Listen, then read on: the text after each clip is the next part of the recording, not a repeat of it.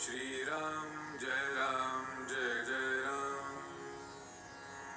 श्री राम जय जय राम। श्री राम जय जय राम। श्री राम जय जय राम। श्री राम जय जय राम। श्री राम जय जय राम। नमस्कार। आज दिनांक 28 ऑक्टोबर। श्रीराम जय राम जय जय राम। परमेश्वर आपल्या हृदयात आहे। श्रीराम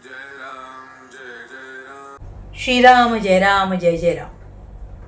परमेश्वर आपल्या हृदयात आहे। सरकारी नोकर वरिष्ठाच्या हुकमाप्रमाणे चालत असल्यामुळे त्याच्यावर वैयक्तिक जबाबदारी कसलीही येत नाही आणि कर्तेपणाही त्याला शिवत नाही। त्याचप्रमाणे गुरुवर श्रद्धा ठेवून त्याच्या आज्ञेत राहावे। लाभ हानी देव जाणे, जबाबदारी गुरुवर, आणि तोच हे साधन करवित असल्याने कर्तेपणाही त्याच्यावरच असणार। त्याच्याही पुढे म्हणजे जे जे काही हातून घडते ते सर्व त्याच्याच इच्छेने आणि सत्तेने घडते अशी दृढ भावना असली म्हणजे कर्तेपण सोडून अजिबात मोकळे होता येते। असे झाले म्हणजे जे जे आपल्या हातून घडते ती त्याचीच सेवा होते। मुख्य गोष्ट ही की परमात्मा आपल्या हृदयात आहे, आपण त्याच्यात आहोत, आपण तोच आहोत अशी भावना दृढ पाहिजे। याच्या मधली पायरी म्हणजे परमात्म्याच्या नजरेखाली तो पाहत असताना आपण सर्व कर्मे करीत आहोत अशी जाणीव असणे आवश्यक आहे। यामुळे अभिमान सर्वस्वी जरी न गळला तरी आपल्या हातून वाईट कृत्य तरी घडायचे नाहीत। क्षेत्राला क्षेत्रत्व आपण आपल्या भावनेने जर दिले नाही तर तिथे पाणी आणि दगडच आहेत। काशी गंगा असे म्हटले म्हणजे पवित्रतेचे संस्कार मनात उभे राहतात, पण तिथल्या राहणाऱ्या पुष्कळ लोकांचा तसा भाव नसल्यामुळे ते वर्षावर्षात स्नानासही जात नाहीत। यावरून त्यांना ते क्षेत्र असे वाटतच नाही असे दिसते। क्षेत्र हे आपल्या भावनेनेच नाही का निर्माण होत, मग ते घरच्या घरीच नाही का निर्माण करता येणार? याला अर्थातच दृढ भाव असायला पाहिजे। जितका तो दृढ होत नसेल तर क्षेत्रात जावे, आणि आर्थिकदृष्ट्या तेही शक्य नसेल तर काशीस जावे, नित्य वदावे, म्हणजे काशीचे स्मरण तरी करावे, म्हणजे त्याने पवित्रतेचे संस्कार उद्भूत होऊन मन पवित्र होईल। देव सर्वत्र भरलेला आहे, पण तो भावाने प्रकट केला पाहिजे।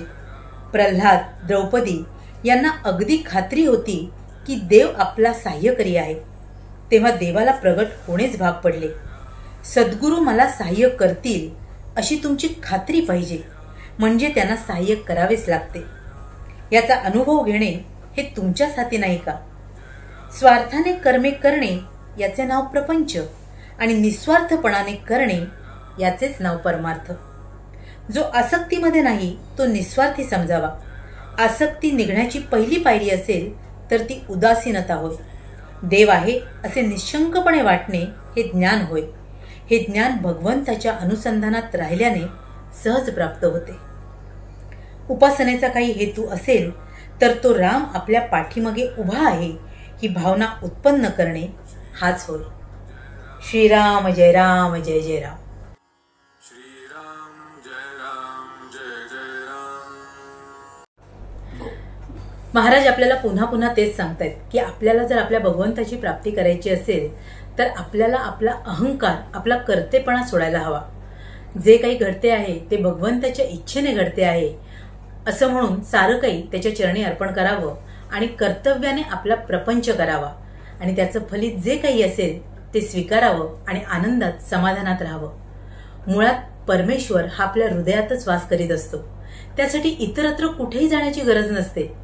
फक्त आपला भाव शुद्ध असावा आणि मग आपण आपलं सारं काही त्याच्या चरणी अर्पून आपली कर्तव्य निभावावीत, आणि मग आयुष्यातलं आपलं जे शाश्वत अंतिम साध्य आहे भगवत प्राप्तीचं ते प्राप्त करावं आणि सहज समाधान आणि आनंदही प्राप्त करावा।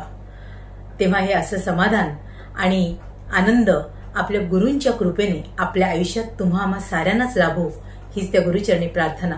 तुम्हा साऱ्यांसाठीच खूप सारी गुरु ब्लेसिंग्स। श्री स्वामी समर्थ. जय गुरुदेव. श्रीराम जय जय राम. श्रीराम जय जय राम. श्रीराम जय